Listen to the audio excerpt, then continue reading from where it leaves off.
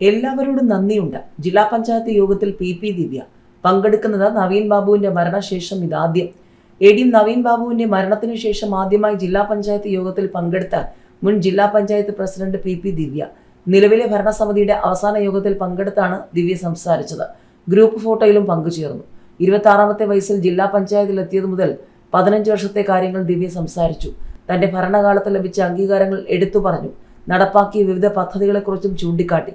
ഭരണസമിതി അംഗങ്ങളും ഉദ്യോഗസ്ഥരും നല്ല പിന്തുണ നൽകിയെന്നും പ്രതിപക്ഷ പാർട്ടിയിലെ അംഗങ്ങൾ നൽകിയ സ്നേഹം വലുതാണെന്നും ചേർത്ത് പിടിച്ചവരും പിന്തുണച്ചവരുമായ എല്ലാവരോടും നന്ദിയുണ്ടെന്നും ദിവ്യ പറഞ്ഞു. മുൻ ADM നവീൻ ബാബുവിന്റെ മരണത്തിൽ ആത്മഹത്യാ പ്രേരണ കുറ്റം ചുമത്തിയതിന് പിന്നാലെ ജില്ലാ പഞ്ചായത്ത് പ്രസിഡന്റ് സ്ഥാനത്ത് നിന്നും ദിവ്യ രാജിവെച്ചിരുന്നു. അതിനുശേഷം ജില്ലാ പഞ്ചായത്ത് യോഗങ്ങളിലും പങ്കെടുത്തില്ല. 3 തവണ മത്സരിച്ചതിനാൽ അടുത്ത പഞ്ചായത്ത് തെരഞ്ഞെടുപ്പിൽ മത്സരിക്കുമോ എന്ന കാര്യത്തിലും അനിശ്ചിതത്വമുണ്ട്. 2024 ഒക്ടോബർ 15-നായിരുന്നു നവീൻ ബാബുവിനെ കോട്ടേഴ്സിൽ തൂങ്ങിമരിച്ച നിലയിൽ കണ്ടെത്തിയത്. മരണവുമായി ബന്ധപ്പെട്ട കേസിലെ ഏക പ്രതിയാണ് ദിവ്യ.